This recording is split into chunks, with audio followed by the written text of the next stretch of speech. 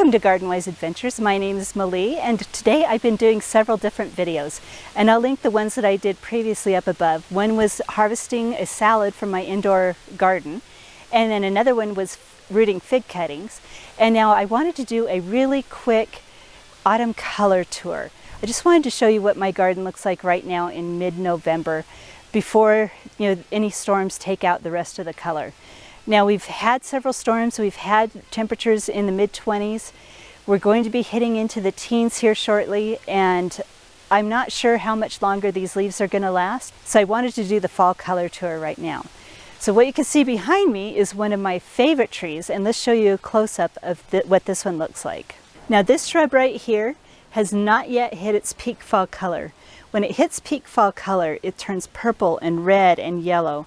You can see some of that color right here.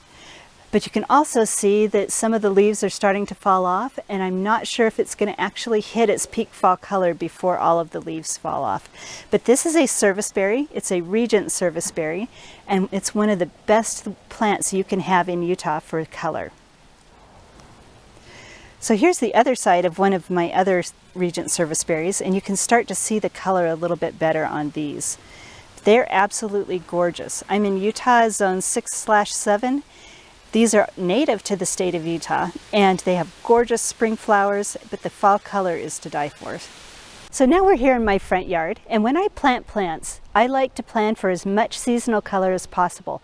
So the more seasons of color a plant will give me, the more likely I am to put it in my yard, and if it's drought tolerant, because I require a majority of my plants to be drought tolerant. But let's show you what we have in my front yard that is available now with season-long color in November. Now one of my favorites is Glow Girl Spirea. This one has chartreuse color in the spring and white flowers in the summer, and then it's got a glorious fall color, and I'll show you another one that's color has changed a little bit more, but it has glorious fall color. And right below it is a new one. This is Plumbago. This is what the Plumbago looks like before it changes color. It has beautiful electric blue flowers in the summer. And then it has this fall color when it's exposed. It's absolutely beautiful. This right here is my ground hug chokeberry. We have my Autumn Magic chokeberry in the back there. That one's going to get about 6 feet tall and wide. And this one will get about 18 inches tall and about 3 feet wide. So the color is going to be absolutely beautiful on these. And I love it mixed with the blue. So the blue right here is a salvia that's going to die back over the winter. But the blue oat grass next to it is not going to die back. So the blue oat grass will be season-long texture and color.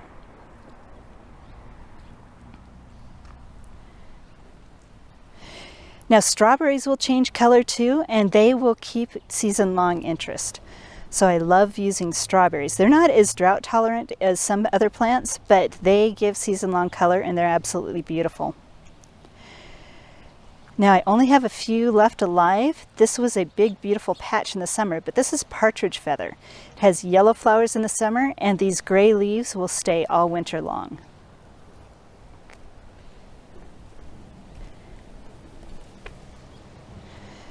Also for fall color and interest, I really like the sedums. This one I think is Black Knight or Black Tower. I can't remember what the name is, but it is absolutely beautiful, and it will die back here shortly, but it's been giving us a lot of good seasonal interest. This is a sedum that I don't know the name of. It has green leaves, but we've still got the textural interest of the flowers that are lasting.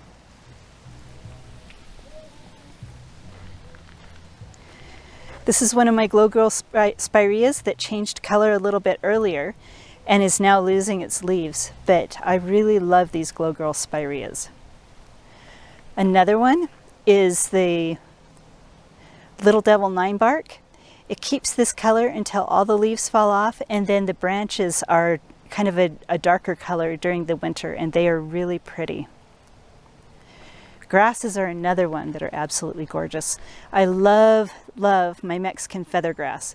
It can be a little invasive in certain areas. The drier and sandier it is, it seems the more invasive they are. But they are absolutely gorgeous in the sunlight and in the fall. Another one that I love is my Snow Fountains Weeping Cherry. The leaves have a beautiful fall color, and in the spring you get the glorious white flowers. Not a lot of people can get this to grow very well, but this one is done beautifully on my property, and I want to keep it as long as I can because I absolutely love it. Evergreens are another way to have seasonal color. I especially love the blue spruce evergreens. This is Picea globosa, or a globe blue spruce, and it's on a trunk, so they say it's on a standard. So it's a globe blue spruce on a standard. They get about 6 feet tall and wide, so they can get a bit larger than you think they will. But if you have the right spot for them, they're absolutely gorgeous. Here's a close-up of my Autumn Magic chokeberry, and I think the leaves are so pretty. Can't wait until this gets larger. This is the Overdam feather reed grass. It's got the variegated leaves and the beautiful seed heads, and I absolutely love them. And these I leave up until spring, and they give fall and winter interest. Now my mums are just about done, but I love having mums in my fall garden. They are absolutely gorgeous and give a beautiful pop of color right when you need it the most. And I think it's really, really pretty right up here against another one of my Glow Girl spireas. Through here we have my Weeping Blue Spruce. I love this tree. I love the shape of it, I love the texture, and I love the fall and winter interest. That's up against my Amber Jubilee 9-bark. And the color in the spring and in the fall is glorious on this 9-bark. Another thing that I love about it is the exfoliating branches. So I pruned this one so that you can see the branches. I try to keep it out of my neighbor's way also. I'm actually on my neighbor's property right now. But I think it's got beautiful fall color and a beautiful form, beautiful texture. I absolutely love my 9-barks. And look at it up against that blue spruce. Now there are many other plants that will give you wonderful fall interest and winter interest, and I'd love to hear what your favorites are. For winter, you can also plant dogwoods. I don't have any dogwoods on my property right now because they take a little bit too much water, but they are absolutely gorgeous plants. So I'd love to hear what your favorite fall and winter interest plants are in drought-tolerant areas. Now, if my videos have been helpful for you, I hope you like, subscribe, share them with your friends, and go have a wonderful garden adventure. And I think I'm heading indoors now because my hands are frozen.